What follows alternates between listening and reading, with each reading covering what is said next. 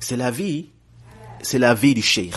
C'est son opinion. Et nous respectons cela. Nous respectons son avis. C'est un savant de la sunna. Et il a adopté cet avis par conviction et non par passion et par manque d'arguments. Et en détournant le sujet comme sahibuna, qu'Allah le réforme.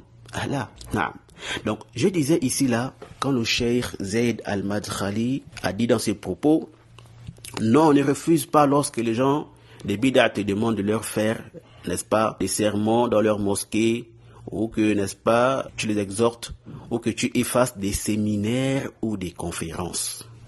Ici là, on vous pose la question de savoir, les séminaires et les conférences se font secrètement? Les séminaires et les conférences se font-ils secrètement? Ou bien on fait des affiches, on annonce, on propage, on appelle les gens. Pourquoi? Afin que les gens viennent assister, afin que les gens viennent en profiter. Alors ce qui est connu, c'est que lorsqu'il y a des séminaires ou des conférences, on fait des annonces, on relaie l'information pour que les gens viennent, n'est-ce pas, assister et profiter. Comme Abu Huzaifa et sa bande faisaient, n'est-ce pas, quand ils étaient à la mosquée à Tawhid. Et on verra ça tout à l'heure, Inch'Allah.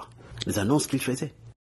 Mais il allait seulement chez eux pour aller dresser la preuve contre eux, sans aller faire une conférence, sans faire des affiches pour appeler les gens à aller là-bas. Parce que c'est ça le principe de base. Si tu veux que les salafites profitent de toi, viens vers eux. Mais ne les appelle pas à aller dans les mosquées des innovateurs pour aller remplir leur rang. Et c'est ce fondement qu'on veut que nous on délaisse. Et ici là, ces gens qui viennent là, donc ici d'abord on a dit quoi? Faire des séminaires et des conférences implique faire des affiches et faire des annonces. Il n'y a pas de débat ici. Et Abu Huzaifa l'a fait, d'accord? Ces gens qui viennent là, comme on a dit, ils viennent pour faire quoi?